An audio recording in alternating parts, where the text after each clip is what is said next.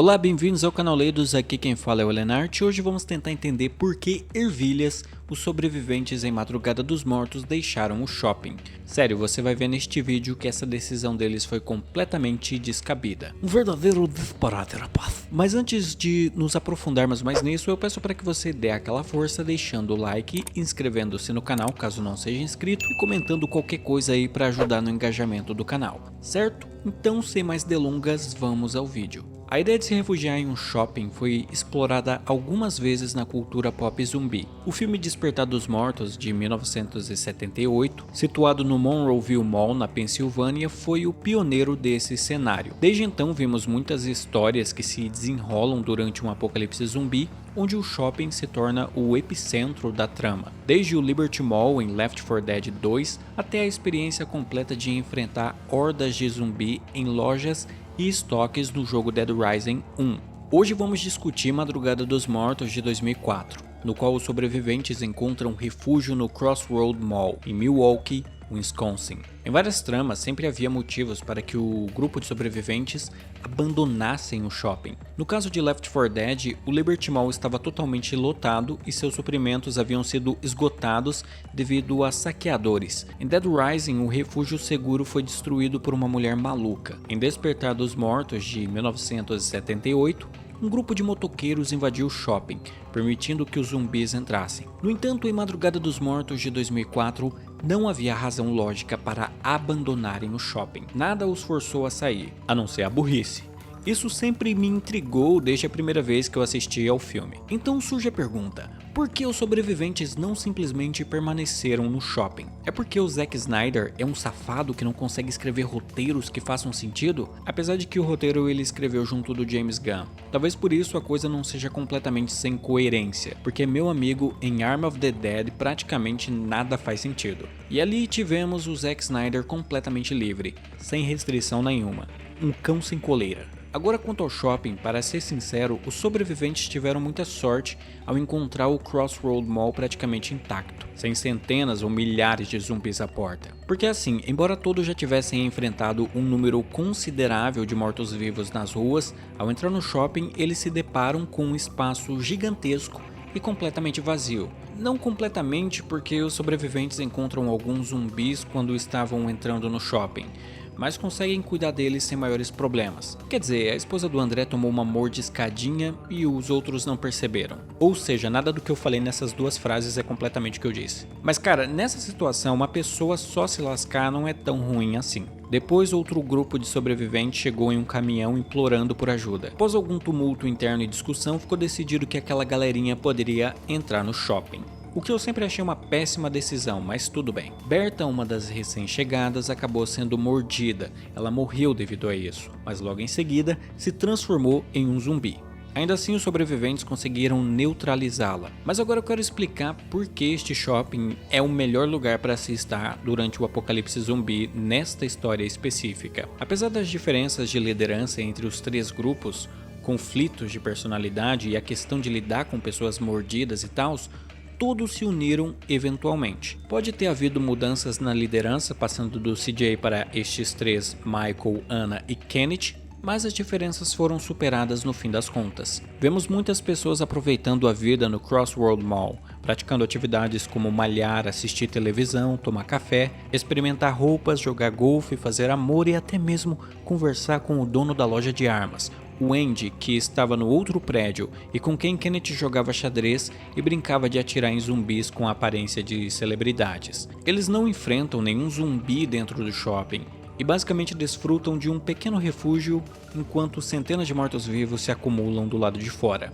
Parece uma situação perfeita, certo? Com suprimentos para diversas situações e pessoas com quem se podia interagir. Porém, quando acontece uma queda de energia no shopping, um grupo liderado por Kenneth é enviado à garagem subterrânea para ligar o gerador de reserva e restaurar a energia. Nisso, uma horda de mortos-vivos os ataca, resultando na trágica morte de um dos sobreviventes. Além disso, fica completamente evidente que a esposa de André estava infectada e, como resultado, seu marido a amarra e a amordaça na loja de brinquedos, para que ela possa sobreviver o suficiente para dar à luz ao bebê deles. E assim, honestamente não entendo porque nunca fizeram uma checagem em todas as pessoas no shopping, depois de terem chegado à conclusão de que mordidas e arranhões podem infectar as pessoas. Eles deviam fazer isso periodicamente. Eventualmente, essa senhora vai verificar o que estava acontecendo com Luda e, percebendo que ela estava infectada, a mulher atira nela. André, não suportando o que a senhora tinha feito, acaba atirando nela também. Ela revida, assim tanto ele quanto ela morrem. Nisso nos é apresentado o bebê zumbi. Isso é muito escroto, mas parece ser uma parada que o Zack Snyder curte, porque no Arm of the Dead ele colocou aquela zumbi que estava grávida também. Após essas mortes, o oficial Kenneth Hall sugere a ideia de deixar o shopping. Mas assim, a ideia dele era só sair dali e tentar a sorte lá fora, sem ter a menor puta ideia de para onde iriam. Aí o Steve sugere de sacanagem que peguem o barco dele e procurem uma ilha para se refugiarem. E a galera simplesmente compra a ideia. Ele ainda tem que falar: galera, eu tava de zoas. Mas a decisão já tinha sido tomada. Cara, viver numa ilha é bem complicado. Se você não conseguir achar uma maneira de plantar diferentes culturas e ter muitos animais à disposição que permitam uma alimentação balanceada, você vai acabar ficando desnutrido, pegando escorbuto, que é a falta de vitamina C, por exemplo.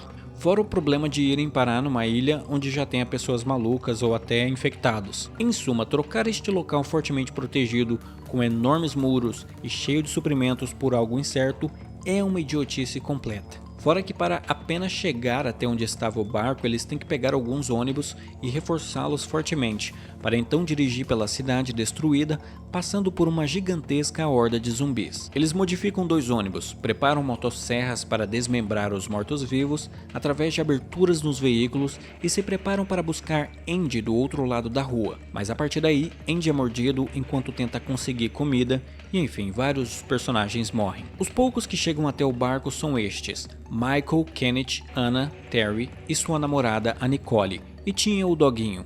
E nós descobrimos nessa reta final que o Michael acabou sendo mordido ao longo do caminho, portanto ele não poderia embarcar junto dos outros. Então assim, se minha matemática estiver correta, mais pessoas morreram a caminho do barco do que quando estavam no shopping. E o pior é que no final, quando chegaram a uma ilha lá, eles tiveram que lidar com mais zumbis que já tinham tomado conta do lugar. Sério, eles realmente precisavam fazer tudo isso? Se não fosse um filme de terror em que é necessário forçar os sobreviventes a saírem de um refúgio seguro apenas para a história acontecer, os personagens poderiam ter sobrevivido por muito tempo naquele lugar.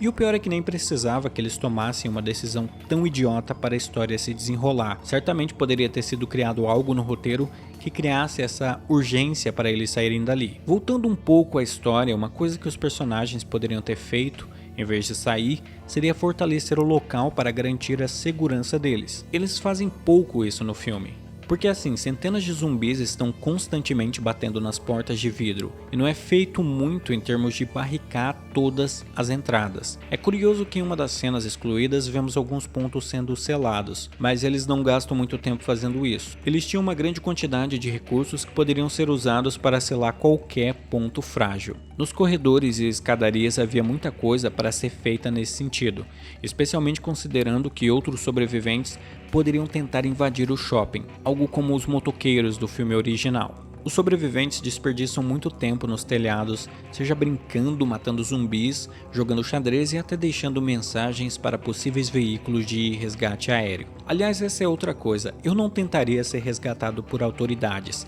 nem iria para lugares que o governo estabeleceu numa situação dessas. Cara, é pra lá que todo mundo vai. E nesse tipo de ambiente é mais fácil para a infecção se alastrar e dar merda. Melhor ficar num lugar mais isolado, em grupos menores.